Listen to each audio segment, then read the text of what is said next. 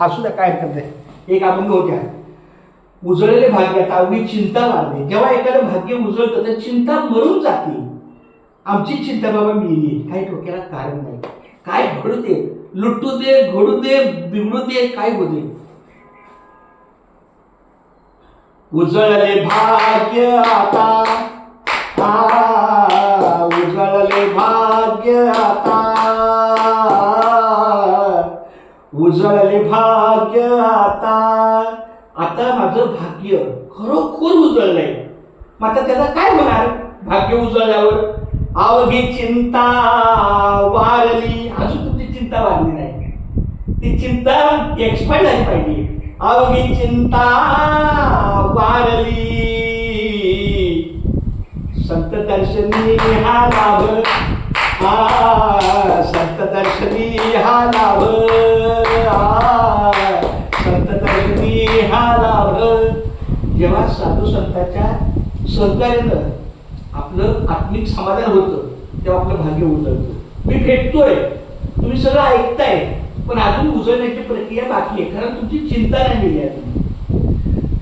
उजळले भाग्य आता, अवघी चिंता वारली, संत दर्शनी हा लाभ, पद्मनाभ जोडी येला. त्या साधू संतांच्या चरणाची आपण एकजीव झालं पाहिजे.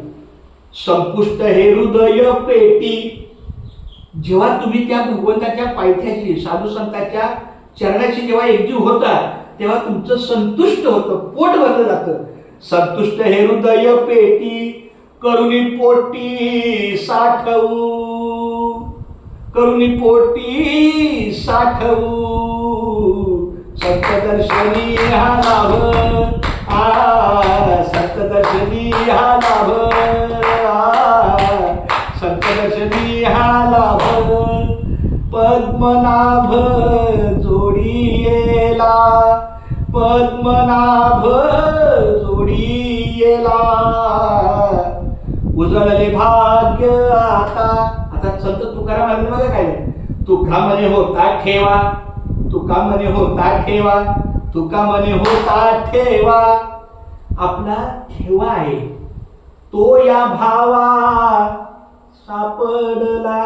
जर ठेवा असेल तर भावाच्या स्वरूपात, भावाच्या म्हणजे भक्तिभावाच्या, तर तो ठेवा आज आपल्या भेटीचा योग होता म्हणून आपण कोणला भेटलो. आज आपलं संचित होतं इथे येणं, हे लिहून ठेवलं होतं की आपली सुरेशदादा पाटील आणि माझी भेट या मंदिरात होणार, आपण दोघं येणार, ही तर रामकृष्णाने होणार.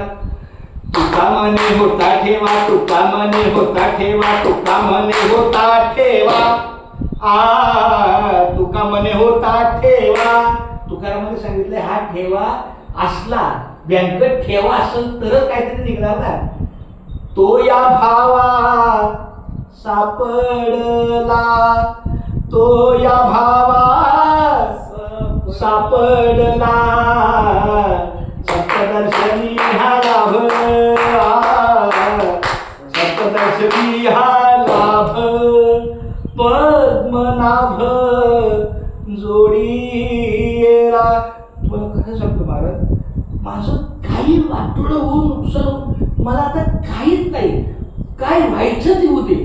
मी तसा बिनधास्त आहे, पण जबाबदारीनं काम करतो, पण बिनधास्त आहे, कशात अडकत नाही. आता माझं रामकृष्ण चालू आहे, बास.